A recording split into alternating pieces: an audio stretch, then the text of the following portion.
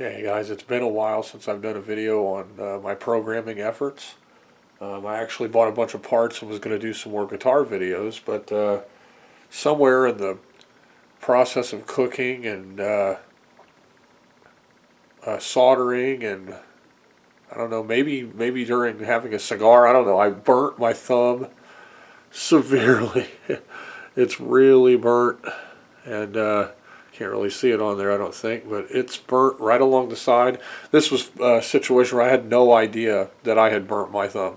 I had no idea at all. I don't remember feeling my thumb getting burnt by something, and then I woke up and the next day and my thumb hurt super bad. I didn't know why my thumb hurt. I didn't even know it was burnt. I just thought maybe I like did something funny to it while I was sleeping or something, or I thought, my thumb got smashed somehow, or I didn't know. Then eventually it swelled up and it started resembling a burn, and so it's kind of hard to work on guitars right now with my left thumb the way it is. It hurts, and but anyway, that's not the point.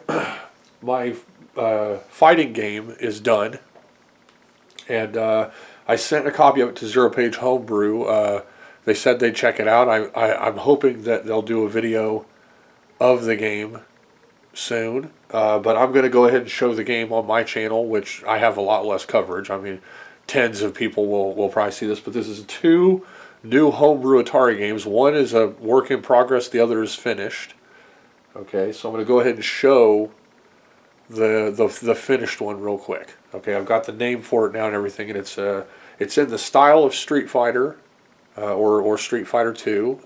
It's Atari though, so it has all the limitations and setbacks that the Atari system has. Okay, I'll just elaborate since I'm about to show this. The Atari 2600 was originally designed from Pong hardware, and they came up with the idea of having more cartridges for it, but they even then believed they'd be stuck in like 2K cartridges, so they knew that it would be a very limited system even with cartridges. Okay, but the whole setup, the whole design of the Atari was really just meant to be able to show a couple of paddles on the screen, have a ball that bounced between the paddles like in Pong, and then have different variations of that style of game. So the purpose of the system was to make Pong and all different varieties of Pong. So when then they made Combat, they had Tank Pong and they had Tank and the different planes and stuff. Now the hardware does have some unique features. I don't think people realize that the Atari 2600 actually can display well over 100, almost 200 colors at one time. The only problem is they all have to be separated in rows. So you can't show like a lush 192 color sprite where there's all kinds of details everywhere. Everything has to be in rows of color. Okay, but you can show a lot of color on the system. It's essentially just meant to show two players and have a ball that can be used. Each player also has a missile or like a little bullet that can be used for that player, and then you have a play field, which in the earlier days was usually just a border, like just a border of white or a border of some color. Okay, now then they came up with bank switching, which allows larger cartridges to be used, and then the data can be accessed in different banks, and that's what I use. I use 32K bank switching. Eventually they made the super chip, and then after that they came out with the cartridge, the Arcadia, which added more RAM and allowed games to be loaded off of cassettes and later on CDs. Lots of advancements were made. They made a keyboard. Most of it was hokey and janky, and none of it was really super useful, but except to maybe add a little more graphics or a little more complexity. So what I'm about to show is using a kernel option in Atari Basic called PF Heights. And with PF Heights you can decide the width of each row and where they are on the screen within the definitions of the rows. It's something like 11 or 12 rows, but they can be positioned anywhere and they can be whatever height you want the row to be. So if you're creative, like I am, you can come up with some pretty advanced looking graphics. Now I have a special technique that I always use whenever I make Atari games, and it's different than what 99.99% of programmers use when they make Atari games.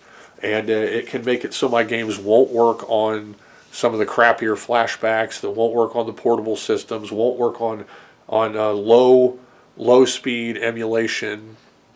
But for the most part, my games will work on good emulation, and my games will work on the newer systems, like the ones that actually just drop the ROM onto the system. I'm pretty sure my games will work fine on like the Atari 2600 Plus or possibly the 7000 Plus. I haven't tested it yet on those, but I'm pretty sure because of how those systems run, my games will run fine on those.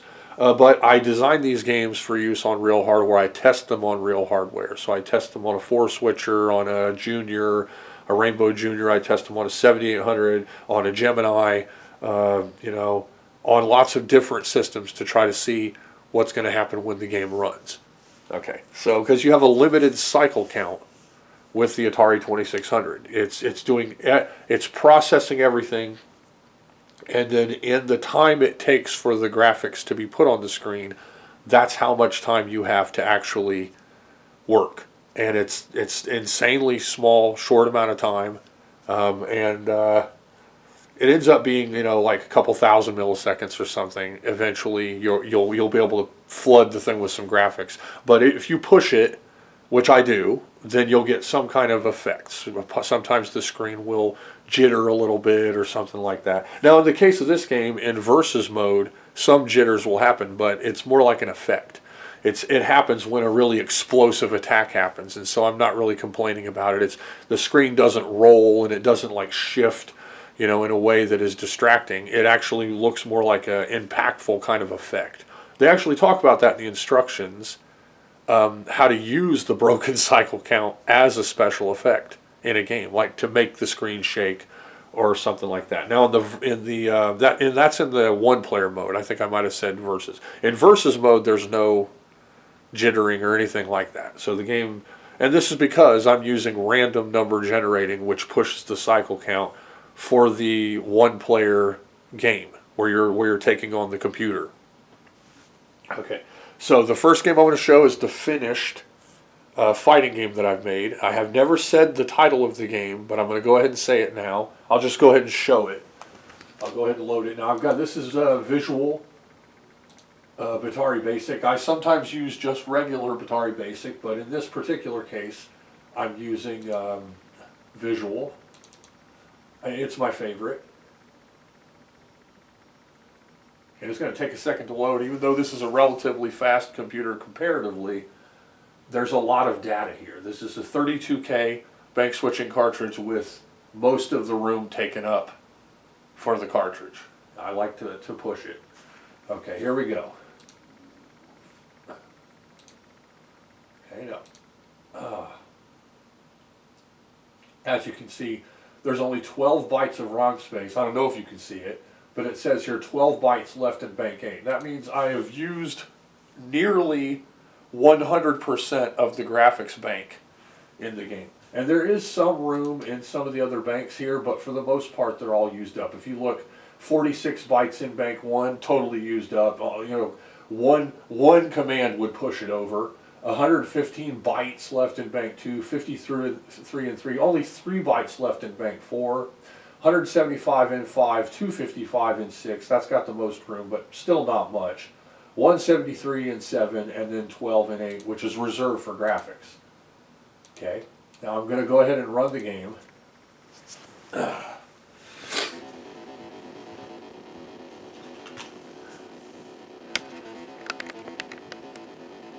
Okay.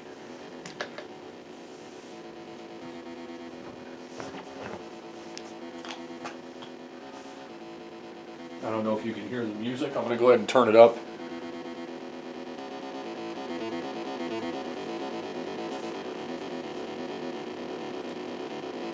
I give you Yeet Fighter.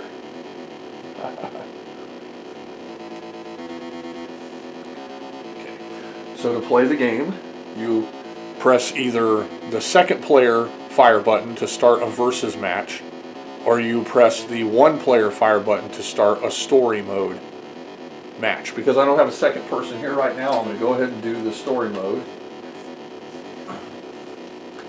Okay, so here's the character selection screen, and you can select through. I've given the characters different names to represent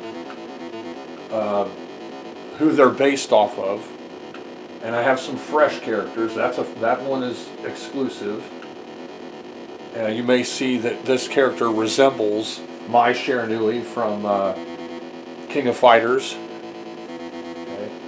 This character represents a kind of a Terry Bogard style character. This is a different color scheme of them though. So now, of course, the Atari is greatly limited as to how much it can show, how much graphics it can show, and what it can do. Okay, so I'm just going to pick the first guy here. Now, of course, he's based on everyone's favorite Street Fighter II character, but I've named him Dragon.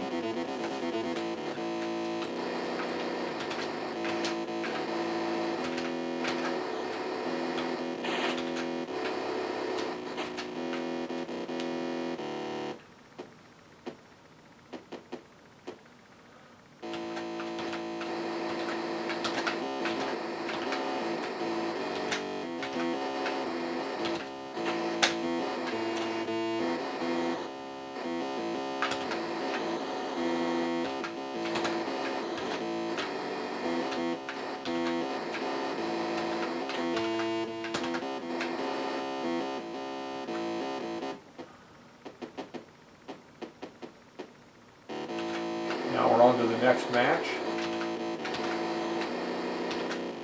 Now you'll see me use the whirlwind kick a lot. I've found that it makes it easier to win. It's not a guaranteed win, but it does make it easier.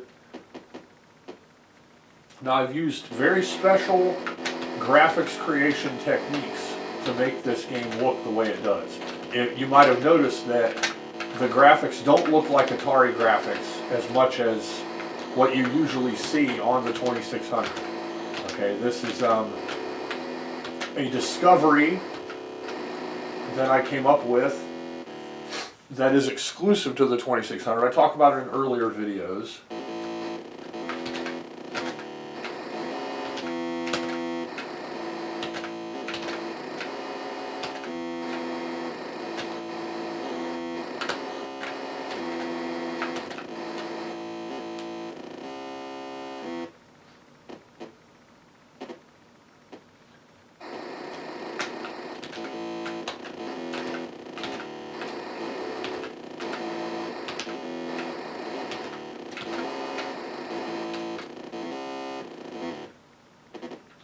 So, yeah, this, if you've noticed, this looks better than most Atari 2600 games. And that's the technique that I'm using to generate the graphics. It's pretty much unlike anything. I think there's only like maybe one other programmer that has used a similar technique. And she got me.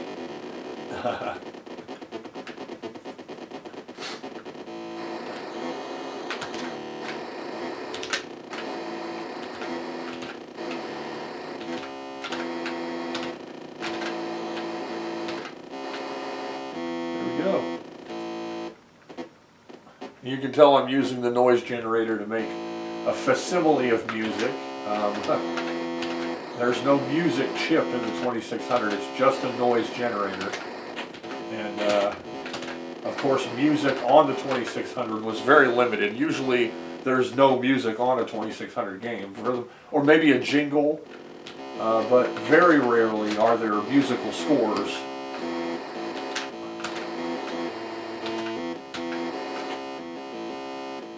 Now I'm going to probably beat the game, and you can see the completed game, possibly.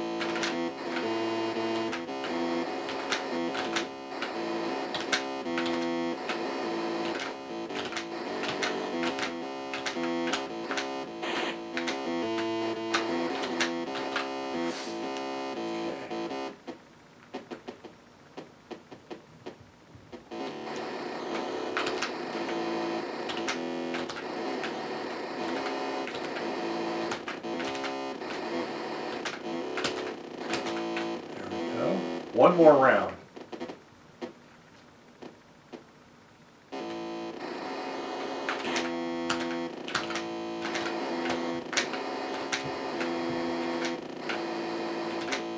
Now, when I designed this game, it was meant to be kind of a party game where people will have matches against each other. And as you can see, it's got an ending with some words. Don't know how well that can be seen on my camera. And it says who made it. That's my initials, and gives a thank you to whoever played the game.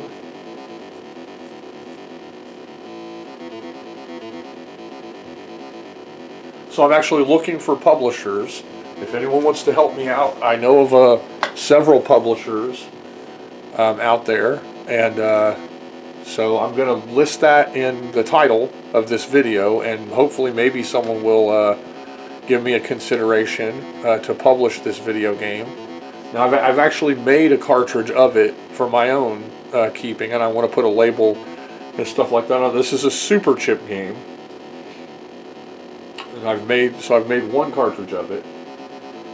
Now in the 2-player mode, I'll go ahead and shut it. Here you can see that you're picking from different characters.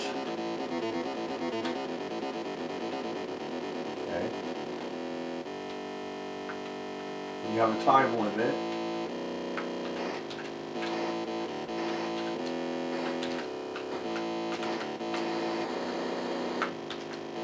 Now everyone has special moves like that. So everyone has a move that uses quarter circle forward, quarter circle backwards, and then also a half circle towards. That's more difficult. It takes near perfect timing, and that's for the best special moves. And you'll notice that the computer does all the special moves constantly, whereas as a person playing the game, it's a little harder to get the quarter circle special moves to work, and that's how a fighting game is.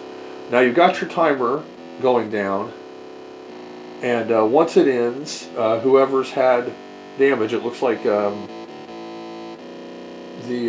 second player has the most damage, and so they'll lose the round. If no one wins, then it will be a draw, and it will continue. That was the last thing I had to program. So here we go. You can see that it awarded the first player. It says it's a draw. Okay. So it shouldn't have said that it was a draw. I'll have to check on that. But so this is the second player, or this is the versus mode. And actually that draw thing is only supposed to happen in versus. And it's only supposed to happen if they're energy is exactly the same. So I'll have to check into that. This might actually be the beta before I finish that. I'll have to check that out. So yeah, I'm wanting to get this game published. I'll go ahead and zoom in a little closer.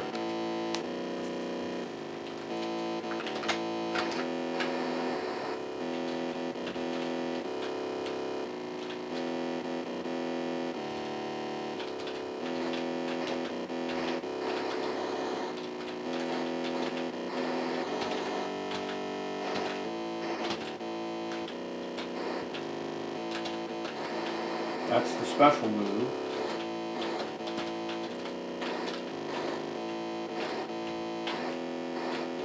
Now I'm playing 2 players. Okay, now it's going to stop. Now I see, and it says a draw. It's not supposed to say that.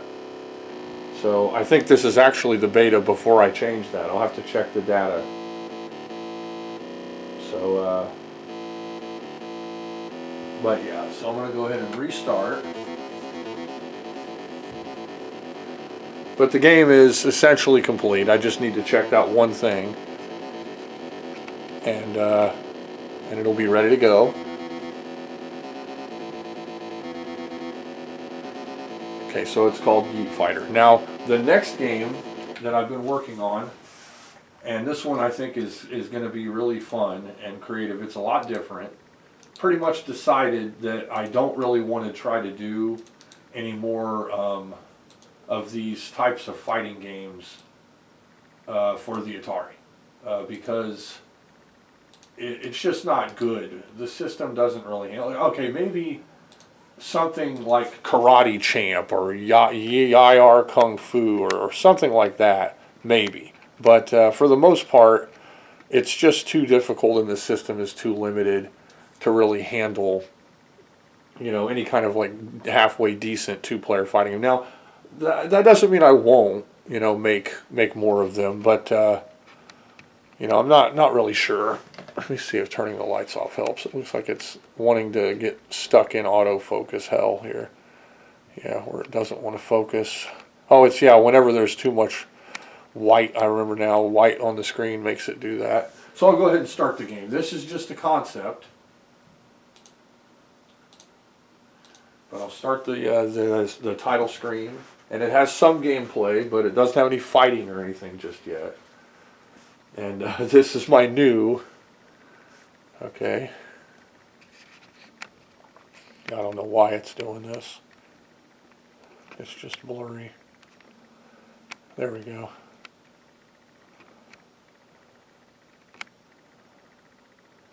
Okay.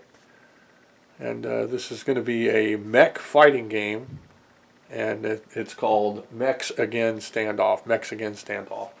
I came up with the title. So here we go. Yeah, it cycles through all the colors. Okay, so I'll go ahead and start it. Turn the sound down a little bit. There we go. As you can see, it is a ship. Now my son really loved the clouds. I just showed them to him today, and he said, "Oh yeah, you got to keep the clouds." They're basically points of reference. Okay, the ship can turn. Okay, and it can also transform.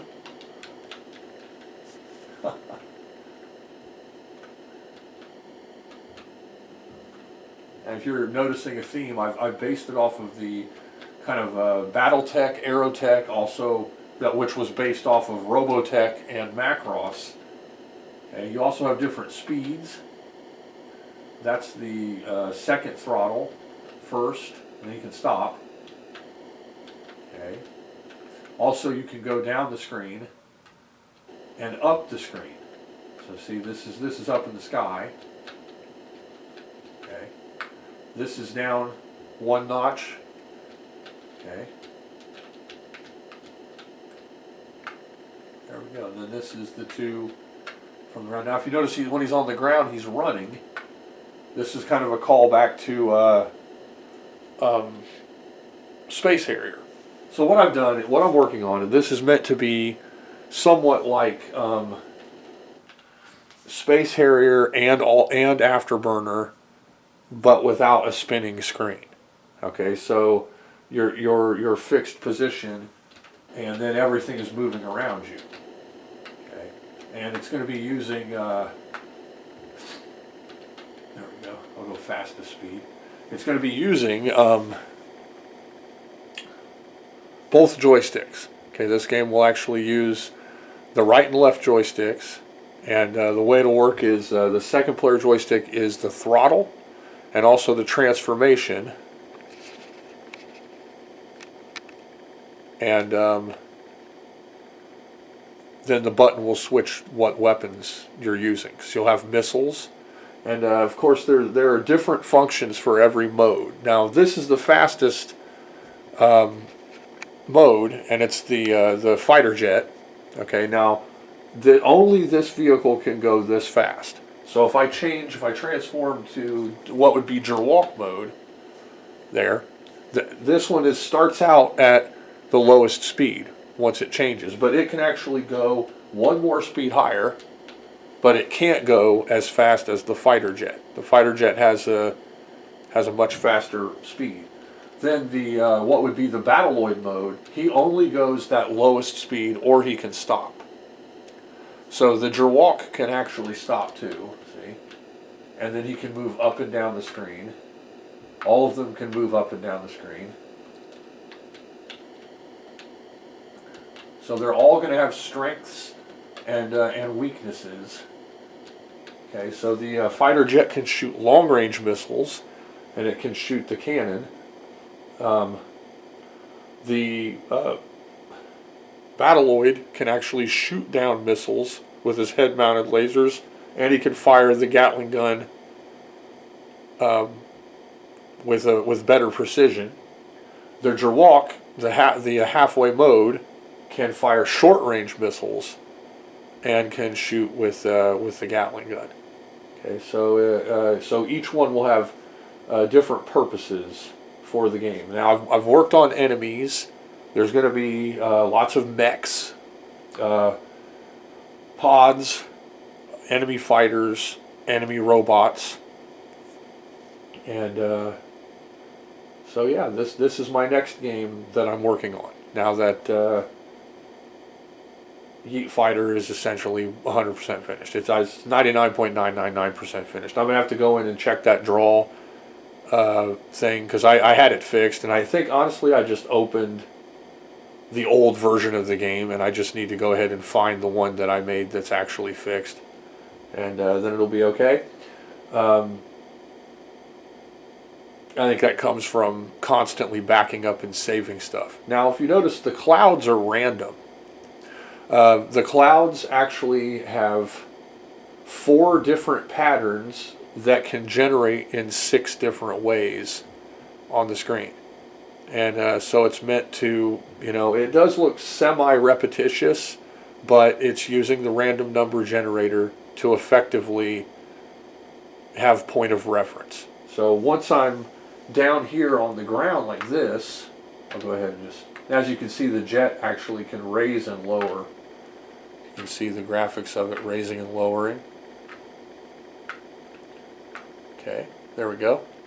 And it can turn. Eventually, the next thing to program will be a spin, not a barrel roll.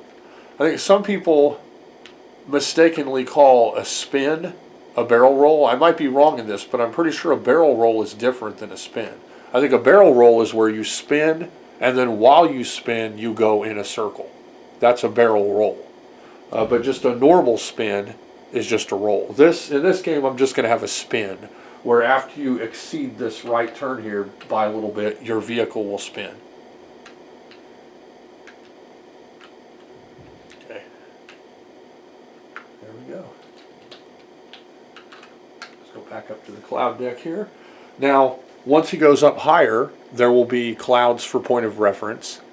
When you're at the lowest point at the ground that I just showed, I will probably have a background object, like a building or a destination, and then that will be the point of reference. And this is using the Multisprite kernel, and so it's allowing me to have 6 different sprites. And actually the vehicle uses a lot of sprites. The vehicle uses 2 sides. There's a left side and a right side, and also it uses 2 sprites to layer to create the extra colors. If you notice, the vehicle has several colors. It's a 3-color sprite. My camera is being very difficult. Okay, so we have here we go. Let me see if I can't get a better focus on this. I think it's because of the large amount of one color causes it to blur. Okay. So as it's moving, I can speed up and slow down with the throttle. There's the slowest. Now you can't stop with the fighter jet. It can only go the 3 different speeds. Okay. And he can stop, but he can also go that speed. And if he's on the ground, then he'll run. Now if you notice, if I stop moving, see, now he's on the ground, but if I get up in the air, his engines turn back on. That's because he's using his feet to hover. See? Now if I'm on the ground and crank up again, now he's running, but then I can also lift off. There we go.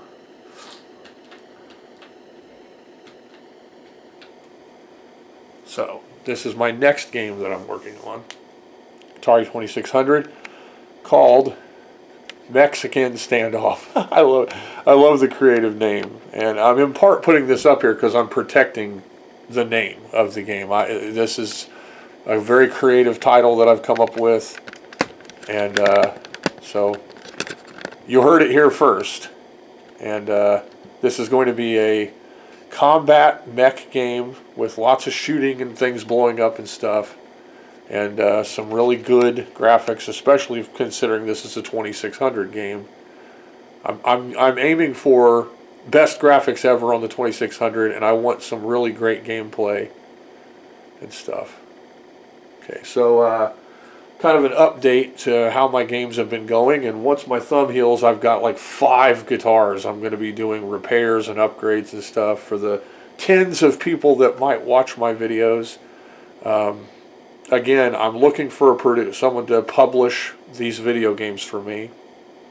And, you know, Atari, I guess there's a guy named Hoser who people said was dishonest. There's like 5 or 6 other ones. I really don't know anything about any of them. It's been since 2015 since I had a game published. So it's been a long time. Okay, so help me out. Somebody out there, you know, help me out. Talk to me. Consider me. And I don't think these games are going to disappoint. I think that when people have these in their 2600s, they're gonna realize they've got something very special. Okay, and I put a lot of time and effort into programming these games, and like I said, I'm going for the very best. I want the best graphics. I want the best gameplay. I want these games to look like nothing else that people have seen on the 2600, and I think I've achieved that. Now this game is not a super chip game. It's actually a multi-sprite using 32K bank switching. It's an easier game to produce. And I have all the stuff to produce cartridges. I have a flasher, I have blank ROM chips, I have super chip PCBs ready, I have normal 32K bank switching PCBs ready, and I've already soldered up some. I have zero insertion force, you know, ZIF socket cartridges ready to test out the normal 32K or whatever, or the super chip games. I have essentially everything that I would need to produce the games. The only problem is I don't have enough PC boards to just, you know, make enough to turn around and sell. I'd need hundreds of PC boards. I have dozens of PC boards, and I use them for the prototype games so that when they're finished, I'll have a copy of them. Okay, but I don't have enough to just make and sell games. I'll have to get